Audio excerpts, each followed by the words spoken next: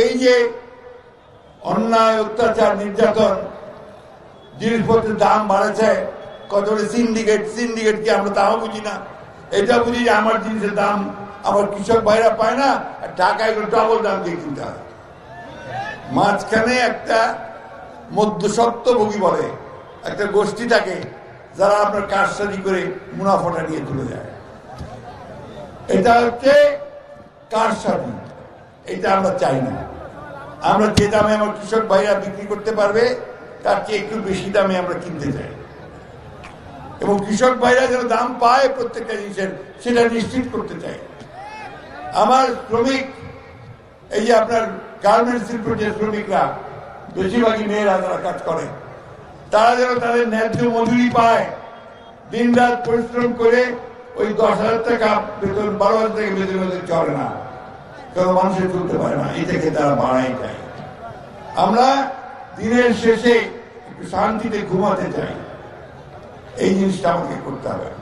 ভাই একটা কথা বলি আপনাদেরকে, আপনারা কি সত্যি সত্যি পরিবর্তন চান, নাকি আবার ওই আওয়ামী লীগের নৌকাতে ফিরে যেতে চান? চান নাকি?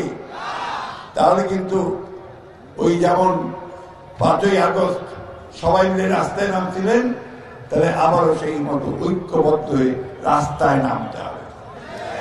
রাস্তায় নামতে হবে নিজের অধিকার আদায়ের জন্য, ভোটের অধিকার আদায়ের জন্য, ভাতের অধিকার টানার জন্য, এবং ন্যায় বিচার পাওয়ার জন্য, সামাজিক মর্যাদা পাওয়ার জন্য। আমি একটা কথা বলি ভাই, একটা কথা মনে রাখতে হবে।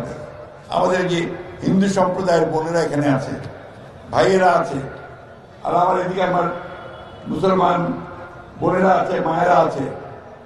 আমাদের কোনো পার্থক্য আছে? একটাই পার্থক্য, যে ধর্ম চর্চাটা আলাদা, তাই না?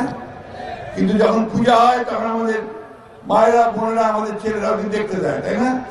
আর আমাদের যখন আপনার ঈদের অনুষ্ঠান হয় তবে সেবাই খাওয়া আমাদের হিন্দু ভাই বোনেরা সবাই আসে না বাড়িতে বাড়িতে। এই একটা সুন্দর সম্পর্ক নিয়ে আমরা এখানে জড়িয়েছি। এই যে সাম্প্রদায়িক একটা সম্প্রীতি, এটা পৃথিবীর অন্য কোনো দেশে নাই, ভারতেই নাই, কিন্তু বাংলাদেশে সেই সম্প্রীতি আছে। সুতরাং আমাদেরকে এখানে কেউ ওই ধরনের কথা বলে যেখানে আপনার সাম্প্রদায়িকতা হচ্ছে, এটা মানতে আমরা রাজি নই।